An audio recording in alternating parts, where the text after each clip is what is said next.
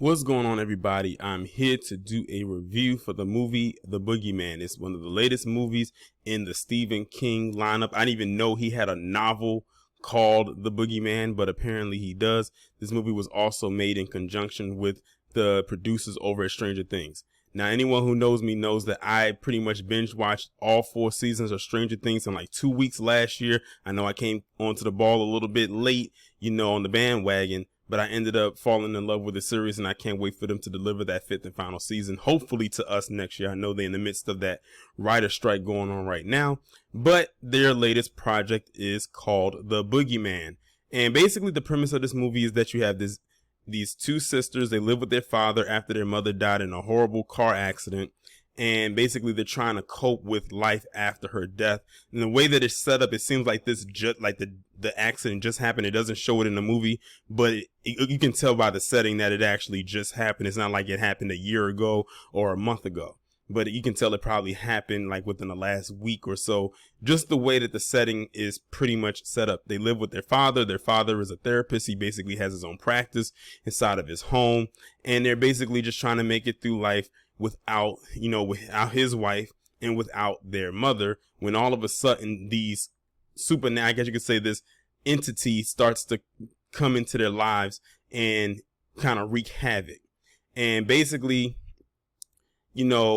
as a child growing up, everyone has had their parents tell them the story about the boogeyman in one form or another to try to scare their kids. As a matter of fact, it's probably one of the first scary entities that a lot of kids deal with or hear about when they're growing up before they see anything that's really actually scary. They always say the boogeyman lives inside of the closet or the boogeyman lives under the bed. So, they kind of play off of that trope right there of how this boogeyman is. One thing I will give this film, if I don't give it anything else, is how they marketed it. And what I mean is how they did not show what the boogeyman looked like.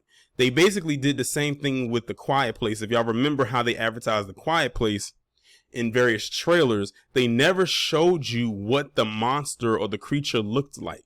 You just saw glimpses and pictures of the actors in the movies and in the movie and saw them in scary situations, but you never knew what the monster looked like until you actually saw the movie yourself.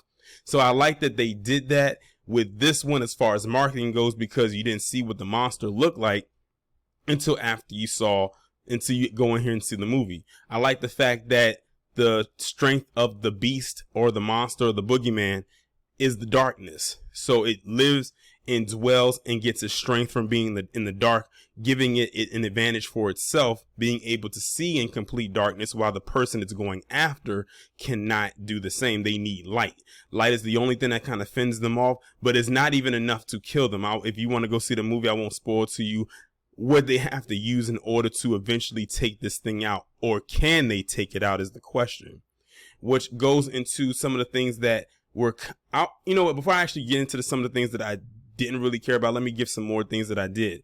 The jump scares in this movie were actually pretty decent. Whenever that monster or whenever that thing came onto the screen, it pretty much made everybody who I saw it in the theater would jump pretty much every single time, because you never knew when it was going to pop up. You didn't know what it looked like. It really didn't reveal its form. I guess you can say its face until like the end of the movie. So you went through the whole movie only seeing movements. You saw it go in the shadows. You heard it talking or making noises. You maybe saw its feet and its hands. You may have seen its mouth and its eyes. I like how they did the eye effect where it's complete darkness and the only thing you see those 2 glowing green, those green glowing looking eyes. And that's all you could see in the darkness. You couldn't see anything else but those glowing eyes. So it gives the viewer and the audience the sense of, oh, this thing is real. It's not just make believe, especially when you think of when people say the boogeyman, it's like, oh God, here this person's talking about the boogeyman again. But they made it where, okay, this thing is actually real. It's an actual threat. It's coming to kill, and you need to find out how to become the hunter instead of being the hunted. So I did like that aspect, that the jump scares were pretty decent in this movie. Now, with that being said, I'm going to be completely honest with you. As a person who actually does like the horror film genre, this one kind of fell short for me, and it's a couple of reasons as to why I believe it did. Compared to other horror films that I have seen this year which I believe was about 3 of them. And those would be, I don't know if you could throw Megan on there. It's not really such a horror movie, depending on how you look at it. Scream 6. And I ended up, I did watch Evil Dead Rise. I just didn't go to the movies and watched it. But those 3 are up there with horror, like heavy hitters for this year so far. But this one kind of fell short, and I'm going to tell you why. One of the major reasons why is because of the rating. This movie has a PG-13 rating. Now, Megan had a PG-13 rating, but they ended up releasing an R-rated version for it in March. And I wish they would have just released the R-rated version of that movie, and I kind of said about that in my review about Megan. But this movie had a PG-13 rating.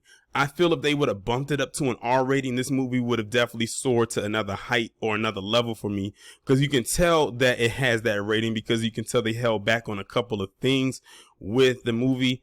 Even was in some points in the movies where you would think that, like, this actually had a PG-13 rating. Why couldn't they just bump it up to make it an R rating? They could have easily did that, unless they plan on releasing an R-rated version at a later date, like they did with Megan. But I would have preferred that the movie had an R rating. Another issue that I had with the movie is that it just wasn't that scary to me. Now, to a person who scares easily, or maybe a child watching this movie, it will probably scare them a lot. A person who gets scared a lot quicker or way too easy, or a child who, of course, a lot of things can scare children, would probably do it. But if you're a person like myself, it doesn't take so much to scare, then yeah, this probably would, not completely interest you as far as a horror film goes. I mean, the premise is nice and everything like that. I've never seen them do a Boogeyman type film before like this, or even a Boogeyman film at all, to my knowledge. But I feel like if it just goes back to my first con, if it had that R rating, it most definitely could have gone there and really hit it all the way home for me, as a person who was really interested in seeing this movie ever since seeing the first trailer. Like, the first trailer pulled me in, and I was like, okay, I gotta go see this. It's a Stephen King film that he's working with the producers over at Stranger Things. How bad can it be? Well, you know what? Speaking of Stranger Things, let me go back to the pros real quick. I can tell that some of the things that the imagery in the movie, I can tell that it had that Stranger Things stamp on it. If you watch the show Stranger Things and you watch this movie, it's certain imagery in this movie that reminds you so much of Stranger Things. Like, when I was looking at some of the things, like some of the stuff on the wall, I said, this looks like something straight out of the show Stranger Things. And then I had to think to myself, the producers of this show helped make this movie, so it makes sense. And I can see why, even down to the design of how the Boogeyman ended up looking. It looked like something that could have came straight out of Stranger, like something out of the Upside Down, down there working with Vecna. So I can see that. But back to my con. So I said that it didn't have the R rating. It just wasn't scary enough. I'm trying to think if there was anything else that kind of took me out of the film a little bit. I really can't think too much of anything like that, but those two things right there I wish could have been worked out better, was that it could have had the R rating, and that it could have been a little bit more scarier. Like I'm saying, if you're a person that likes scary movies, you can watch this with ease. I'm gonna be honest, like I said, the jump scares will get you, but you can watch this with ease without like being on the edge of your seat. Now, Evil Dead Rise, now that was just one all the way around effed up movie. Like, if you watch that movie, you will completely agree with me when I say that. But this movie right here, I feel like it had potential to really climb into a horror, like a tier list somewhere.